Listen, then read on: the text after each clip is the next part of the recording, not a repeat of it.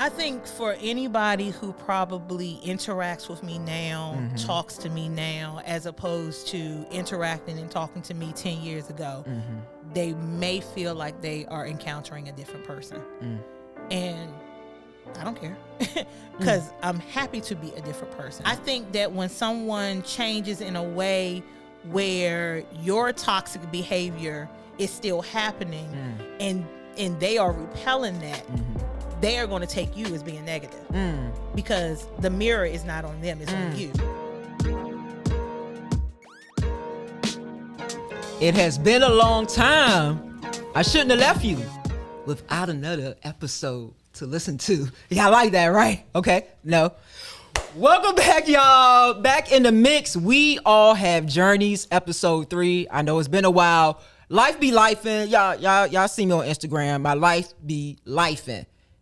But that's why we do that podcast as well, for life and lifing and the journeys. And my guest today, her life be lifing and doing great things. And do. She's a DJ, entrepreneur, Renaissance woman, a chef, a lover, not a fighter, the one and only DJ Mim. Wow, that was amazing. That was amazing. I was like, is she talking about me? I'm talking about you, girl. Must be. Hey, girl. Now, yes, we're both together right now. I need to ask you this because it happens to me. Okay.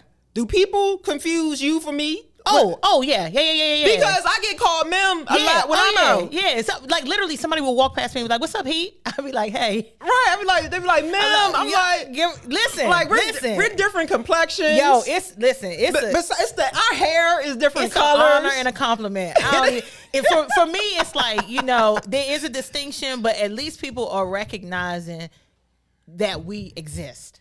Amen. You know what I'm saying? I like that. They didn't say, "Oh, what's good, ugly?" You know what I'm saying? So that's true. Yeah. We don't owe nobody money, Yeah. so it ain't scary when it happens. It ain't like they about to run up on us. Hello? It's like, nah, they just confusing y'all mixing y'all lesbians up. Right. We cool kids. We cool kids. We don't bring no drama, none of that. No drama. The first thing I want to dive into, okay, because I'm sure when everybody saw this post, it was like, what happened? 100 days sober. Oh, you was looking like what? I'm talking about some other posts. They're not bad. Listen, I'm good with that. I didn't believe it until I believed it. Okay. And I think, not to be too long-winded on it, but I think that time.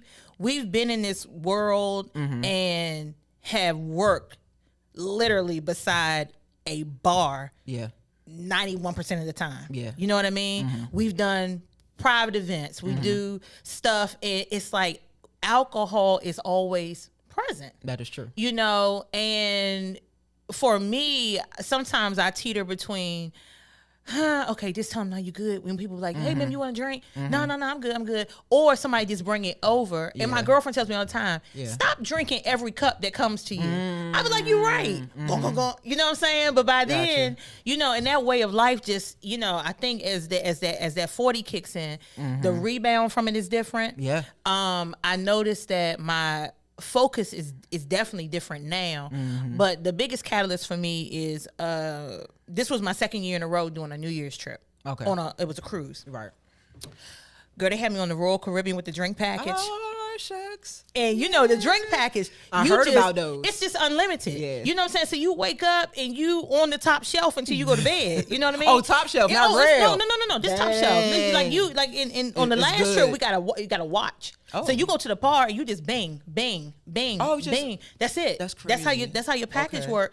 And I was like, look, and the thing was 8 days. I'm like, 8 days of just full of liquor, and I'm not going to say the brand I was drinking. Yeah, no. But it was brown. And you already know. Brown take you down. Taking you down. It was calories. It was bloat. Yeah, it was a lot of sugar and calories. All this stuff, alcohol, right? So, my homie it was two couples. So my homie was like, hey, you know what? When we get back, let's do 30 days, drink free, kind of like to detox and unwind. Yeah. So I was like, okay, all right, so we talking Gemini to Gemini.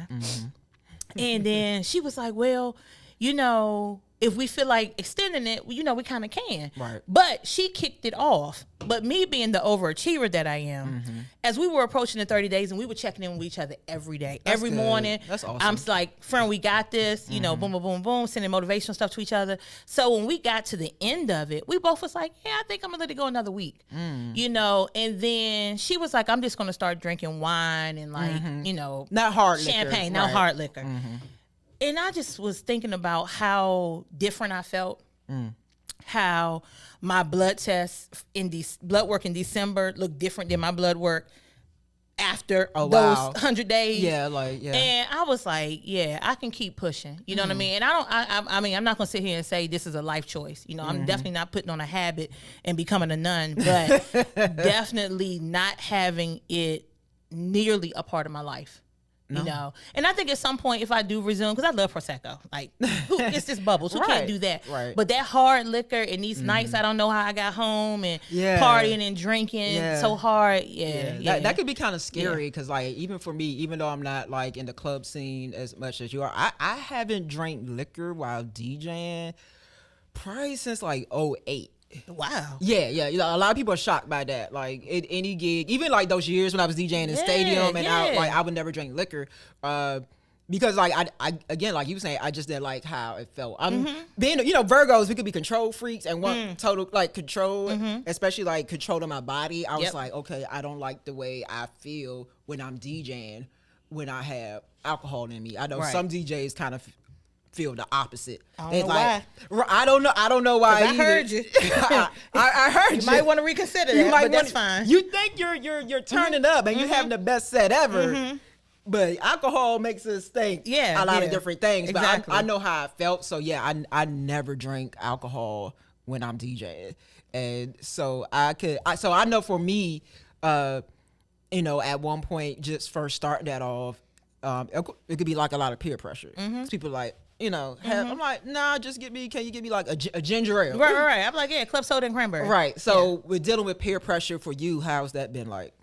You know what? It really hasn't been, honestly, too big of a struggle because once I tell somebody, oh no, I'm not drinking, people just like, oh, you doing dry, whatever the month is. All right, like, and I can just hide behind, oh yeah, it's dry like January. Come back next month, it's dry February too. Yeah. But from that perspective, I'm not bothered by it. And then I have a partner who is more a social drinker and not really into hard liquor, so that balance is there. So I'm not like consumed with having to drink it. And so but literally I feel so much better. That's good. Yeah. That's a blessing. And you spoke about your health, like with seeing those numbers. Yeah, that's a big deal as we get older. Like I always tell somebody, get your blood work, y'all. Right, because we always lie to the doctor. Did you drink?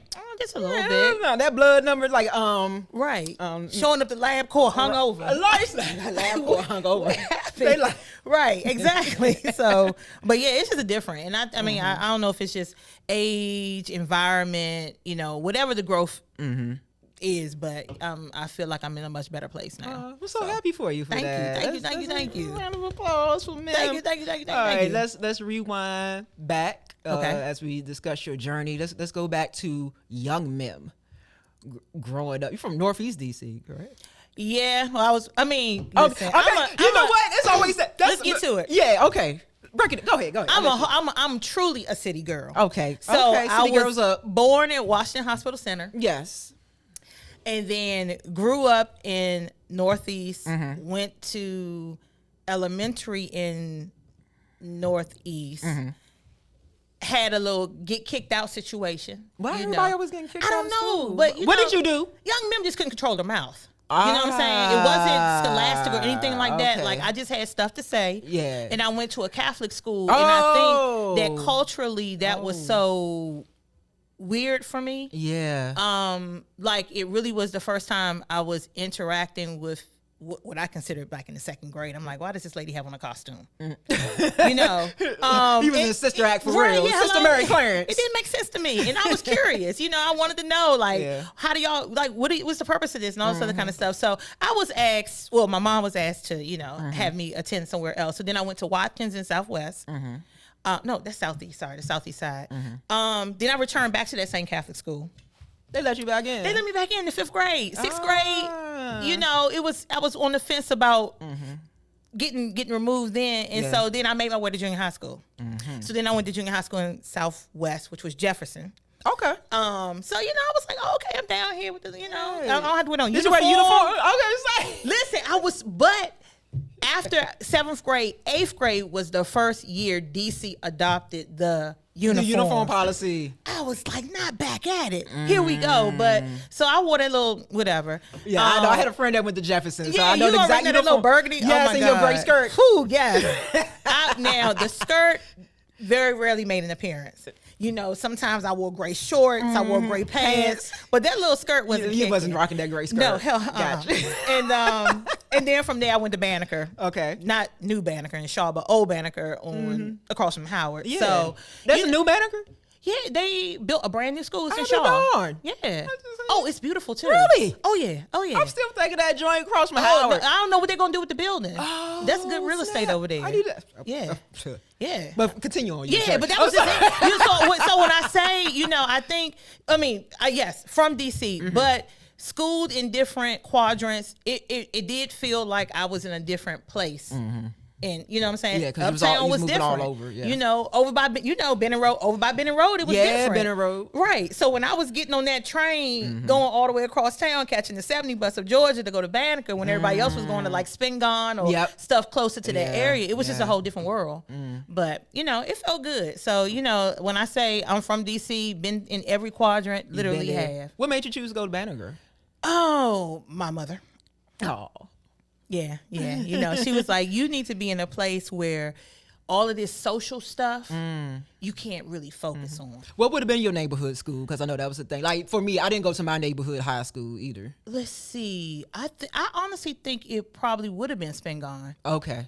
Yeah. Yeah, because I was off of behind Benning train station. Yeah, you probably would have been Spingarn, Yeah, because I think the junior high was... I forgot. It's right next door, though. Yeah. Something like I forgot what it is. Hines or something. No, not Hines, but something like that. So, we getting older, y'all. Yeah, okay. It is. And I was like a closeted nerd anyway. So Banneker really fit, right? It did feel good for me. It was a much smaller school. Our focus really was on learning and, it kept me safe. Because you said you was a good student. I didn't have those problems. I just ran my mouth too much. Yeah. You know what? And that tends to be a thing. Do you feel like you probably wasn't challenged enough or maybe bored with the curriculum? I think that I honestly was a little socially awkward. And I used running my mouth, telling jokes, being a comedian as a deflection, because way back when at that Catholic school that kicked me out, they did skip me. So, because you were smart. Yeah, so being a little younger and socially not quite on grade level with everyone else, I think I just used that running my mouth as a deflection. Everybody likes the funny girl. Yeah.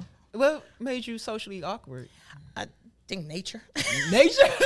You just growing up. Right. I think just nature. Coming into your own. Yeah. And I think in a way, like when I'm not in social settings and not DJing, I still am very socially awkward.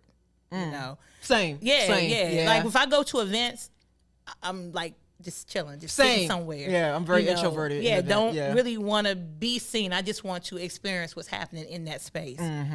So I mean, it's just what we are and what we do. So I'm gonna ask this: woman to woman to WL. Woman loving woman to woman loving woman. Like growing up in school, like when did you realize coming to terms like that you like, okay, am I attracted to women? Elementary school. Oh yeah. Okay. Yeah, Freaky Friday was my day. Yo! Yeah, it was. Right behind the dumpsters. That was my day. Yo, are you serious? Yeah. Elementary school? Oh, yeah. Oh my gosh. Oh yeah. It was just, I was a bi-curious magnet, so. Are you serious? Yeah, because, the little tomboy edge, and I think back then we didn't think about it in that space of, oh, I think she's gay or whatever. But I think and then in junior high, it was kind of like, didn't want to be the one that stuck out, but was not interested in boys. Had a little boy or two that, was into me. But just cause, right. Because that's what happens. Yeah, that was it. But I think by the time high school came, it was like, okay, when I get to college, it's going to be buck wild. We just going to live out loud and make it make sense. So did that happen when you went to college? It did. Hampton. And so. Oh, you was out here. Oh, gosh. Home by the sea. By the sea. You know, so yeah. It was a lot. It was a lot by that sea, I tell you that. Yo. And it was a different world. You know, running down the road to Freaknik, you know, going down to Spelman and wait. North Carolina A&T, getting in the car, going to, you know. We ain't passing over Freaknik. Okay. Remember, you went to Freaknik? Yeah. I was too young to be there too. Because remember, I was skipped. So, you know, got down there a little young. Right. And it was like, you know, it was a lot to see. It was back before, like, booties was booties. You know what I'm saying? Like, booties was, like, taboo. Now we see them, you know, it's dime a dozen booties. But back then it was just booties, bikes, and black people. You know what I mean? BBB. Yeah. And I think that so many people lost their souls at such places because if you didn't come from, like, a D.C., you know, like at Hampton, it was like you got the D.C. clique, then you got the DMV clique. Yeah.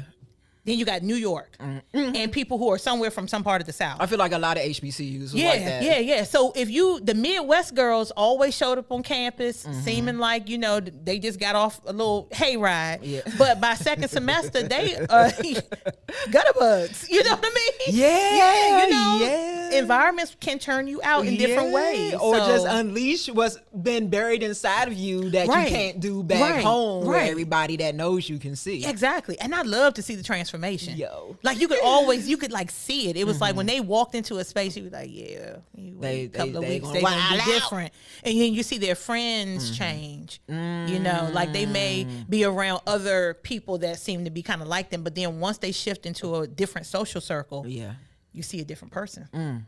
You know, and it was fun to watch. What did you major in when you was in Hampton? Computer information systems. Oh, you're smart. Yeah. What? Try to be. Come on. Yeah, and then, you know, look at me now. What did you do with it? Nothing. But you know, we DJ with computers. So. Yeah, we do. You still doing that? We do. And my aunt still calls me every time she buys a new cell phone. Aww. Can you teach me how to listen? As long as you stick with Android, I'm gonna teach you everything you need to know. Let me tell y'all something about Mim. She is the most dedicated Android user in the world. Y'all see she got her Android right there, right? She has her Android phone with her. Like you ride hard for Android. I will. It's nice and shiny looking too. My screen is never cracked. Her screen is never cracked. Nope. You know, we get the green bubbles. Camera stay popping though. It's all to the good. Like, listen, you are not backing down from anything. Nope. So more power to you. Yeah. I'm gonna go more to like your upbringing and like coming out. Was there a family like accepting of you and your lifestyle, as we all like to say it? You know, I will start at the top of the chain. My grandmother went to her grave not really knowing what my life was about, but we were in a space where she recognized when I showed up with a partner that person was more than just a friend, you know, but we didn't speak about it. Right. But she was very loving to whomever I showed up with. Yeah. But hey grandma, I'm this, or you know, that conversation never took place. Right. You know, and I was happy that we were able to be in a space where it didn't come between us, so to speak. Yeah. My mom initially was I think a typical black mother. Is my daughter going to have children? Is my daughter going to get married? Was there something that I did to create this in her? What did I show her? You know, all those things happen. And it's hard having that conversation. Like I was probably like 17 talking to her and she just couldn't understand where she went wrong. But I'm like, it's not about you. You know, it will never be about you. You know, and honestly, I'm trying to figure out what it's about. So, you know, that was one thing. And then my sister was like in the background laughing like, so you do know when she was 3. And then you do know when she was like, there's no surprises here. It's always shocking when family try to say they don't know. Right. But it's like, right. How did you not? Right. But listen, my sister was my cheerleader, my champion, the go-between at first between us and so, and my family's very small. So it's like I only have one sibling. And now, you know, both my parents are gone. So the support is there. And it coming out wasn't as hard as I thought it was going to be when I hear the stories of other people. Yeah. And this and that they are still in that space as adults. Yeah. Having to not bring their partners with them to family functions or not speak of their partner. Just be like, just disbarred from the family, as you could say. And it's really hard, I think, for Black people to move past certain stuff. I think that we do generational things like our thinking. We're not being open to certain stuff, not being open to I guess we could say lifestyle choices, not being open to mental health discussions. Yeah. Oh boy. So because a lot of times as a young person, those go hand in hand. They do. Your coming out is definitely tied into your mental well-being. And when you're not getting that support, it's like, what's going to happen to this person? And where do they go? Because you're shunned for doing this and you're shunned for doing that. Yeah. And then you can't get assistance. No. So. But I try to stay on the side of, if you know better, you'll do better. So I just hope that these moms that are listening, if you have children in your space, that you are patient, you are understanding, and you are nurturing to this human. It doesn't matter if they're a girl or boy or whatever their preference is. Your job is to raise a good human. Amen. So that's my spiel. Amen. Let's talk about the DJing side of DJ Bim. Ha ha ha. That's the title. Emoji. Emoji. Ha ha ha. How long you been DJing now? I have been DJing full time since 2008/09. I left my full time back in 2008. Wow. Yeah. To pursue DJing full time. You know what? At the time, I didn't know what I wanted to do per se. I got interested really in DJing from working overseas. I was working in the Philippines. Wow. Setting up call centers for an unmentionable company. Right. But during my time there, I spent my off hours in their hip hop clubs. And I mean, and I was in the Philippines, so most of their clubs were hip hop. Right. And it was so amazing because they were just like rocking 90s hip hop as if it was. Yeah, they love that. It just happened. Yeah, they love that golden era of hip hop. And it's like, so being a Black American in these spaces, I would see the DJs waving at me, because I'm not that tall, but it's like they're waving at me, and some of them would be like, hey, like, come. And so I just started being in the DJ booth, hanging out with them and just watching. And this was right when Serato first came out. Yep. Because I didn't even know about Serato. Right. But, and I was like, everything is on your computer? It was like, yeah. So I'm watching this.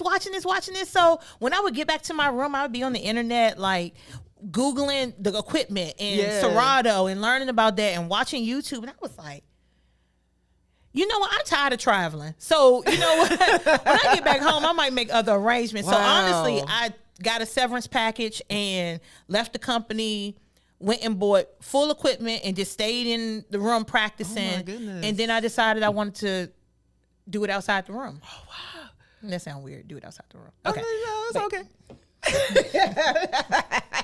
You know what? Sometimes you can do it in or out the room. You're funny. But, so that's how I got into it, and I think like my first few gigs were weddings. Oh wow, you had weddings like at your first. Wow. Yeah. My actual first gig was a wedding. Wow. It was my brother-in-law's cousin. Oh. He was like, "Oh yeah, my sister-in-law just started DJing, blah blah blah," and I was just like, "Wow, that's a lot to come out the gate with a wedding." Oh my gosh! But what it taught me was, one, you got to be organized. And you have to be able to, which I'm sure you already know, you have to be able to almost like be in an environment where it's like production. Because weddings, it's just something always happening. Going on, right? It's a schedule, but it's not on time. It's never on time. So you got to be able to pivot, and all those kind of things. So I thought that was a good beginning. And then from there, I started DJing at some of the go-go spots. I was at the CFE for a while. What?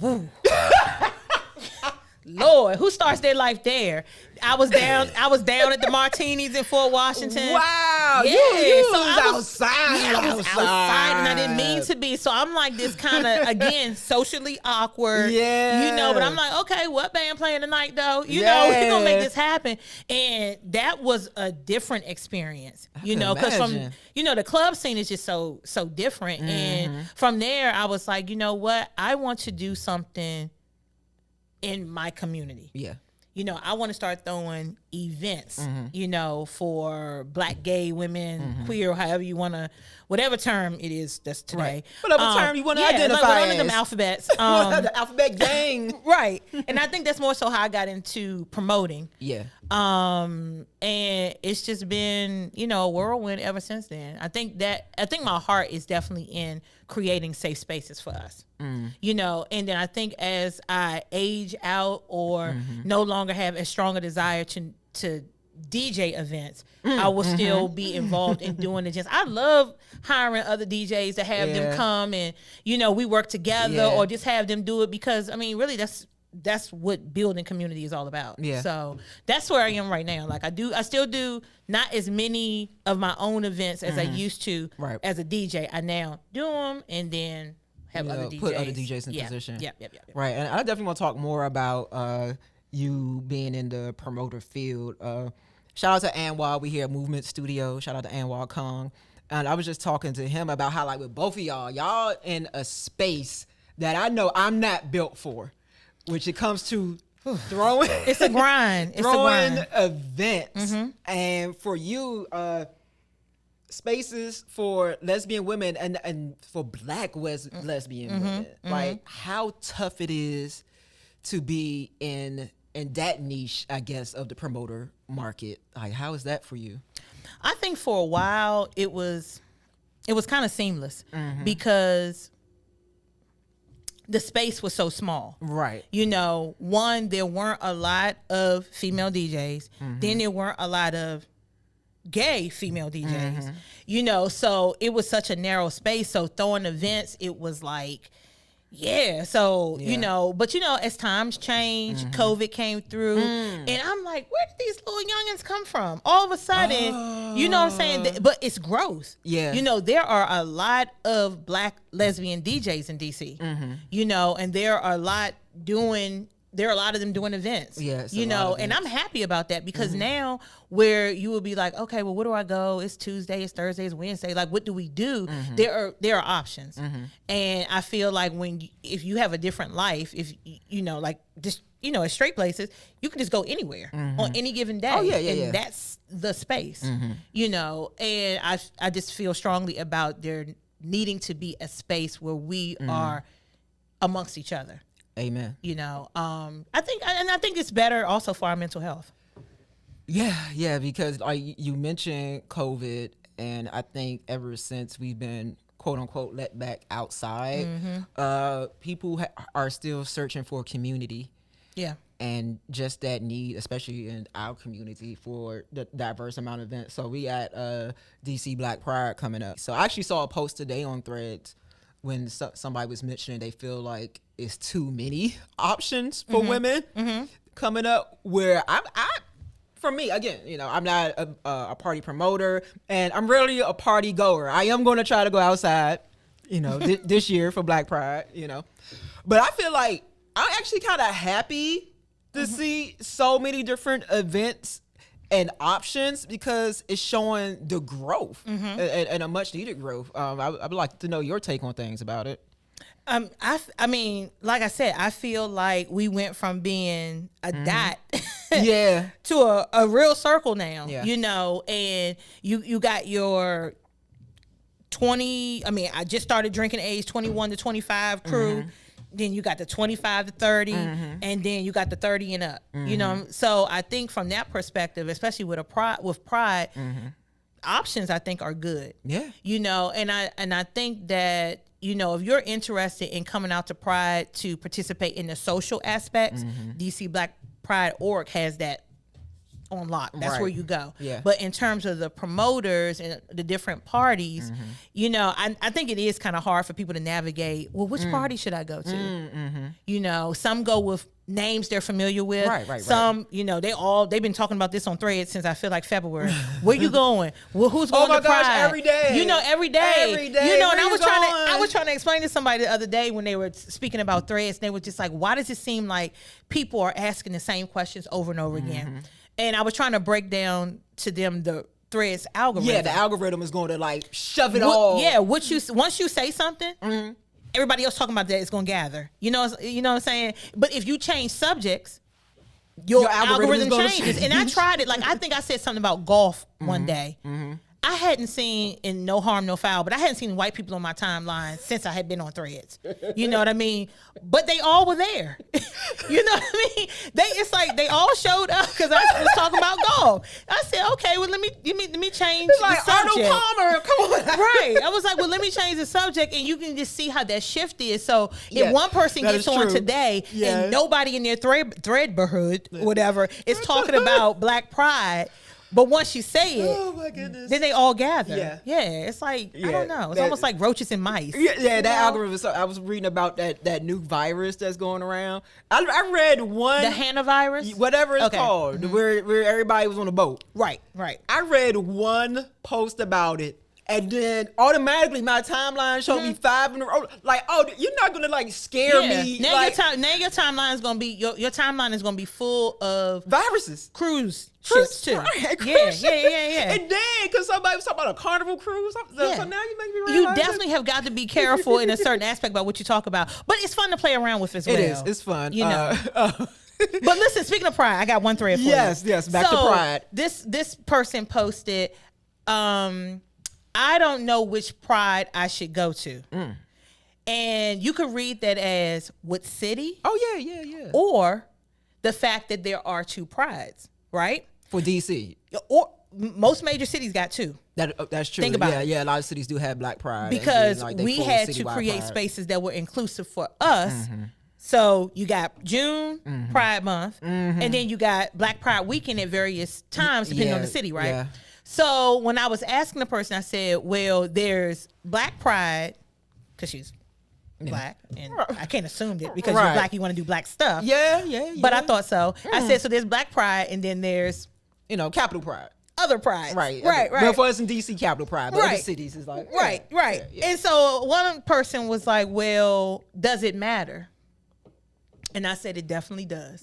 It definitely does if you want to be in an inclusive environment, because the prides are predominantly white, specifically predominantly white men. So I'm good with standing on Pennsylvania Avenue in the parade and raving, but where's the nightlife? Yeah. You know what I mean? And that is what doesn't exist until you go to a Black Pride weekend. That is true. You know, so it does. It really does matter. And I realized after I then clicked and looked at the person's, profile, I'm like, I'm not going to have this Black discussion with a non-Black. Oh, well. So Kermit exited. You're like, this discussion ends here. It's like, Kermit is me. I exited the conversation. Chunk up the deuce. Exactly. This is going to be your 12th year doing your own events for Pride? 12 year 12. Yeah. That's crazy. Since 2014. Sheesh. And I mean, honestly, feeling like an OG in the game, but it's to me, it's about consistency, and when you build a brand that people are familiar with, they will come, and then you introduce that to other people and they will come. So, it's been an amazing ride, and we pretty much are consistent with, our lineup for the weekend. But this year definitely try to focus on different venues and spaces that we collectively are not in. So we're bringing a lesbian party to 12 Stories. First to do it. Here we go. I might come outside. That's Thursday, May 21st, shameless plug. Okay. But then we are doing we do a Black party on Friday, Black for Black Pride, when we're using a Black venue. So it's about the intent behind that, and again, bringing a Black lesbian party to the gathering spot. Oh, wow. So, yeah. Wait a minute now. You're getting very We're not playing. We're not playing. Yeah. So that was very important. That black on black on black. Yeah. You know. And then we have a day party at Metro Bar, which is a good venue just for whatever you're doing in your life. Yeah, definitely. Day party vibes, blah blah blah. Yeah. Then our Saturday night party will be at Public Bar on Connecticut. Okay. And then we're gonna close it out Sunday at Saatchi. All right. You know, and people are like, "Oh, Saatchi is still Saatchi's still around." And we were being there, standing on couches and popping bottles. Oh man. So and then that's about it. I'll be wrapping up the weekend, and then I'm throwing my annual Memorial Day party. Because your birthday coming up. It is Gemini season. Okay. That will be Monday, May 25th at the rooftop at Cambria Hotel. Yeah, Man. yeah. So because we're gonna get into Memorial Day as well. I want to spend a little bit more time on because I'm not in this nightlife space, Right. So I'm always intrigued and have the questions. So for something as big as Pride, like how long do you start planning for Pride season? Probably by the end of summer for next year. You know, and like, you know, I'm a part of a amazing team. It's me and another group together that are doing Unleash DC. And, you know, we just, you know, after Pride is wrapped, we talk about, you know, what went well, where our failures were, any venue issues, and then we start, you know, looking for our spots for the next year. That's good. Yeah. Because I think like some people, as I guess like patrons of events, they feel like, the promoters don't care. They're just trying to get a dollar. But to hear that y'all actually like meet together and try to hash out if anything, if there's any little cracks, falls in the cracks or anything to get them worked out. Yeah, it's important. Like, I wish people would just do a day in the life as a promoter, because it's not like this stuff just happens. You know what I mean? You have to make agreements and contracts with businesses in order for this to occur. I can't just go and be like, I'm throwing a party somewhere and it doesn't happen. And especially with our community, and especially with women, you know, these spaces are so concerned about what they make at their bars. You know what I mean? Yeah, and always. that's a concern because women drink less. You know what I mean? And so just negotiating that in spaces that really make more money off of other demographics is really huge. So when I say certain venues like your 12 Story or the Gathering Spot being private, that we're able to bring experiences there, people don't get it, but because they don't understand it. But it really is a big deal. I gotta give you a round of applause. You know, no, because this is amazing that you're doing. Thank you. Like, my gosh. Yeah. My goodness. One last question related to like the nightlife field. Okay. How do you think lesbian nightlife, especially Black lesbian nightlife, had changed so much like over the years? Because I think about one thing for me is how we don't see like the dedicated spaces. Because, you know, like growing up, we could go like, all right, we going to Hung Jury this night. We're going to the Wet or the Edge. We're going to Delta Tracks. But listen. Come on. But them chicken wings at Tracks, I can still taste them. R.I.P. to the chicken wings. To the birds, man. At Tracks, and be able to just run all over. Both of the places, except for Delta, you couldn't run around. No, that was, you was one way in, one way out. You was stuck there. And then when it's time for the performances, we just standing there. Yes. Waiting for all the performances. And listen, if you got outside, you wanted to make sure that you had tires. Because somebody, if you know, somebody's crazy ex always did something and run up in there. Right. So I know that's one thing that has let's not forget about Lace. Lace, R.I.P. to Linda, yes. you know, beautiful place. I feel like that's probably one of the last of the spaces that we had. Yeah, it was. And why do you think that we don't have the dedicated spaces and the ownership? I mean, I think our struggle is real. I think, you know, minority ownership is an issue. I think commercial real estate is an issue. I think liquor licenses is an issue. And when you have all that, I'm so amazed at who gets to see the other side of that. You know, we have a spot in Adams Morgan called Mixed. Yes. And it is Black woman, Black queer owned. Yes. And it's a dope spot. You know what I mean? And there's also the Her Diner. Which is, you know, a diner, but there's, you know, there are some spaces, but in terms, I think for nightlife, the only thing that comes to mind for me is Mixed for women, and of course Thirst You know, and I try to tell people when people are like, oh, it's always just men at thirst and yada, yada, yada. But I keep saying, I said, listen, for example, if me and Heat got together and opened up a venue, who is going to be our clientele? Women. 2 men got together and opened up a space for us, but the attraction is likeness. You know what I mean? Yeah, that's gonna happen. So, you know, I'm just like, I tell the women all the time, go in groves to thirst. Take up space. You know what I'm saying? Stretch out. I still need to check it out. I haven't been You there know what yet. I mean? So, you know, if we gotta do it, we gotta do it, because at least we are still all in a safe space. You know. But then, you know, if that's not your thing, you got the promoters that do many events throughout the course of the month. So there is always something to do. Yeah. Okay. You know. I try to make what I can make happen. I love it. I love it. Now, when we talking about Memorial Day is coming up. You got ditto sheets. Printouts. I'm old school. I know. I'm going to get me a tablet eventually. Okay, it's a copier nearby. Yes, we have a copier. Okay, Xerox machine.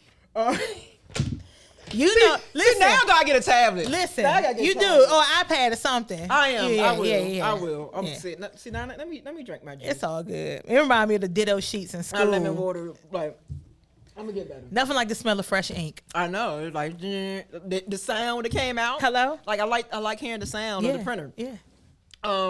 You know, we're both 2 women in, you know, our 40s. I believe you're older than me. Right? Could be. You may be. I know we're close in age. We are. I know we're very close in age. And still looking good. Come on. Looking good. Come on now. Drinking that water. Listen, drink my little water right here. One thing, well, a couple of things I've seen you mention about life in the 40s. 2 posts that stood out to me. As one where you said, when them 40s hit, you realize I don't give a used to just be something you say. Now you realize that's the way you live. Definitely.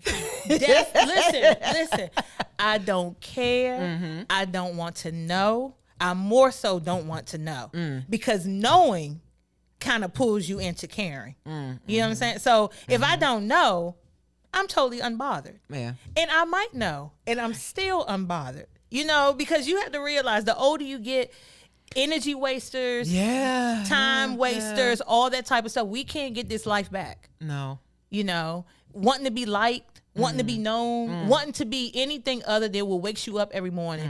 It just don't work for me. It don't. And the other thing you said, I used to think being in your 40s would be about settling down. Turns out it's about starting over, healing, and becoming a new version of you. I think so, because I've noticed that, you know, socially, a lot of people don't start getting into therapy until their mid to late 30s. For me, I started in my 40s. You know, well, I mean, that's just the beginning, you know, and up, you know, and, you know, not to get too deep in myself, but I personally have been in therapy since I was 7 years old. And it has been a large part of my life and my development. And I know when I'm off is when I'm away from it, you know, and it's like, you know, you can't just get in your car every day and don't put gas in the tank and change your oil. Yeah. You know, so if your mind is that same way, you have got to do things to keep it maintained. Yeah. You know, and, you know, therapy may not be for everyone, but some type or form of it is. And now it's available online. You don't have to go, you know, and stop using Chat GPT to be your therapist. Oh, my goodness. That is scary when I hear people say that, because the Chat GPT can be manipulated. Right. And tell you to do something crazy. Exactly. Which has been cases of that. Because that's what these apps do. I remember the first time I got Waze, and it almost just drove me off the side of the road. Like, where does this road end? Yeah. You know, that's why I use Google Maps with my Android. Okay. Come on, Android. Come on. Well, more about this being a new version of you. Do you feel that way? And what led you to become a new version of you as you navigate the 40s? I think for anybody who probably interacts with me now, talks to me now, as opposed to interacting and talking to me 10 years ago, they may feel like they are encountering a different person. And I don't care, because I'm happy to be a different person. And you think they're encountering in a bad way or a good way? Well, I guess it depends on the person. I think that when someone changes in a way where your toxic behavior is still happening and they are repelling that, they are going to take you as being negative because the mirror is not on them, it's on you. You know what I mean? But for people who are like, I'm trying to heal, I'm going through something, they will gravitate towards you because they're open to hearing what you have to say. You know, so I think it's just as simple as that. And I'm okay with that. You know, I think the older I get, I've become a little more antisocial. My friend circle has kind of reduced itself down to a dot. And I'm okay with that. You know, I'm not a cliquey, groupie, entourage type person anyway. So it's too many people in your business at that point. Yeah, that is true. And one thing that I did have down in my notes is like I've been noticing a more Zen meme. like I can see it like just from your post, like mentioning like meditation and even like the posts before that you're really like embracing just Zen and calm and more peaceful type of life. This 40s neighborhood, you know, if you are blessed to get there, amen. You know, because a lot of us are not making it. Once you get there, you have got to really absorb what is happening, reflect back on what has happened, and, you know, bring peace moving forward for real. You know, so that's that's my biggest thing. Like I couldn't imagine thinking the way I think now 10 years ago. You know what I mean? And 20 years ago, I was a straight knucklehead. Like, not straight, but straight knucklehead. Like, yeah, straight you know up. what I mean? Like, damn, you like that. Were you just unaware? You know what I mean? And so now when I see, like, you know, especially in our community, younger people, I'm just like, baby, it can get better. It can be different, but you just got to choose. You got to choose differently. Yeah.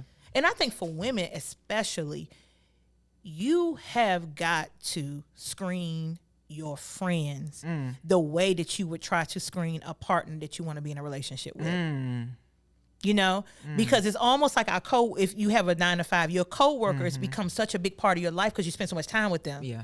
You know, so if outside of your relationship in your family, you're going to spend a lot of time with your friends, but a lot of people are making bad friend choices, and that is affecting their lives. Yeah. You know, and so, you mean, you got to screen these folks. Y'all want to talk about, if it's women, talking about, oh, how mad men are. But I'm like, but your friend is worse.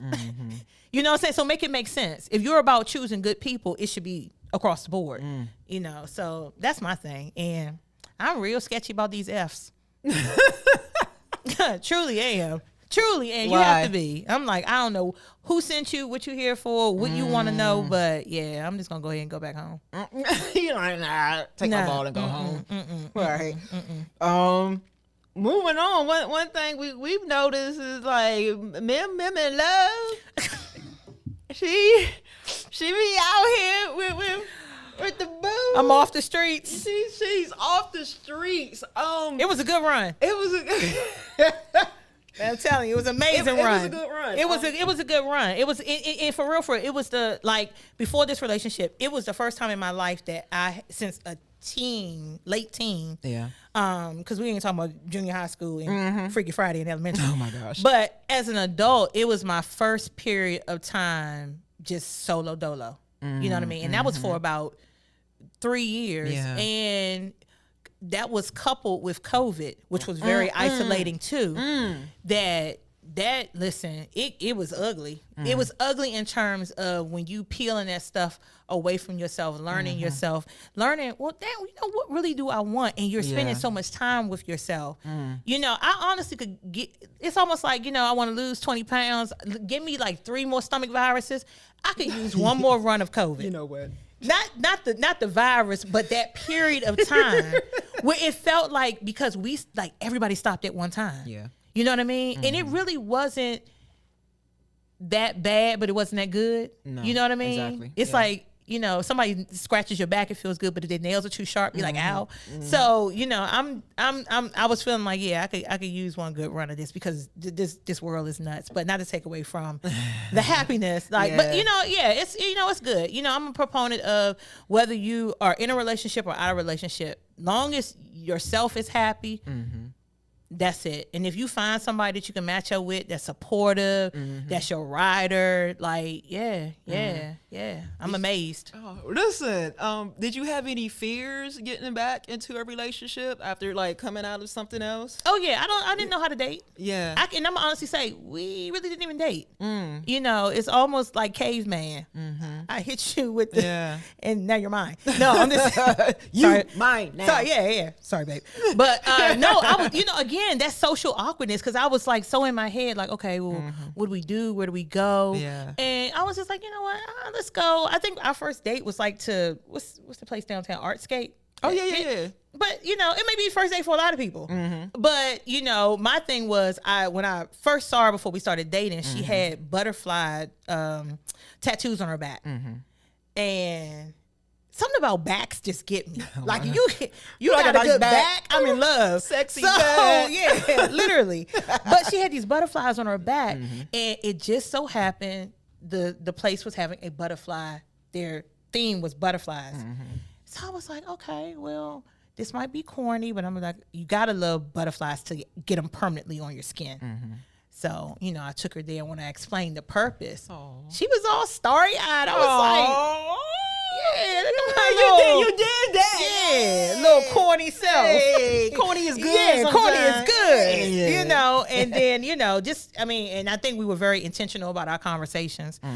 And it just, you know how lesbians do. We U-Haul, we show up with our pets, and we make a family. Oh my goodness. You know, so you saying you U-Hauled? Yeah, we U-Haul, and then we show up with pets, and we make a family. Okay, that's what happened. But basically, that's what Well, happened. no, it looks good when you happy. Listen, I see we should like look at them like they're like complimenting each A other. little bit. I might dress a little better, you know, pay attention to a little coordination a little bit. You're giving me a little hope out here in Make these sure my streets. socks match. So. Yeah, listen, socks gotta match. You gotta be nice, clean, You know, fresh. Make you know. sure there's no lint balls on them. Little something, little something. Anything like that. I like it. I was like, I had to grow up at some point. Yeah. But she's a good girl. I'm happy for you. Amazing woman. Let me Aw. say amazing woman. Look at amazing. Come on. Little toughkin. Oh, look at you. She could be listening to this and be like, Yeah. I mean, like, you know, you meet these women and like she's from Houston. So it's just a whole different experience. Wow. You know, and especially that city. Oh my God. Going home with her, I'm like, I can never imagine. ate so yo. good in As soon as my you said life. Houston, I thought food. All Yes. right, that's very big back of me. I'm but like, Houston got we good fighting food. on the internet because I think a couple of weeks ago I posted about how DC's food is just not like I can't really think about a spot. Even right now, you're like, oh, like, ma'am, after this, you want to go eat? I'm like, I don't know. Like, what do I want? That you want to like that you must have. Like, yo, I am craving. I don't this. have that feeling. Like, yeah, and you could go to Houston, and you know, in certain places, like I have to go there. Every time I go, I got to go there. Yeah, you know, and I've been lately branching out more so to Annapolis and Baltimore and finding like Baltimore's food. Come on, yeah. Baltimore's Well, we're gonna start a whole nother debate. I know they're gonna be mad about it. They They outside the DMV, but they got good food. They do. So let me say that I before they ain't start even arguing. We got the food boys. Yeah. Yo, ma'am. Yes. Thank you so much for Man, your time. thank you. This was a pleasure, man. Yeah, this was great. This was great. I can't even tell you how nervous I was driving down here. Oh, really? Why? Yeah, I was talking to my girl on the phone. She was like, you know what? Yeah, I understand it. I understand it because you're so used to not really. I mean, it's like when you're DJing, people are focused on you, but not on you. You know what I mean? And like that sitting down in 101 where there's this type of thing going on, you know, still give me a little. It's all rattled. good because I know you have a story. Yeah. I know that it needs to be told, and most importantly, it needs to be heard by everyone, so you can continue to inspire. Like, cause I learned I appreciate so much it. as well. I appreciate. I mean, you. the comfort is there because we know each other in real life, so it's like, but this has been amazing, like for real. Nah. Like it's been like just sitting at home, catching up with a good girlfriend. You know what I mean? Girlfriend. So once again, shout out to Movement, man. Yeah, shout and walk home. This is like the old Elite DC radio days up in here. Back in effect, man. Back in effect, I man. love it. Thank you once again. Thank you to everyone listening. This has been We All Have Journeys with DJ Heat. Till next time.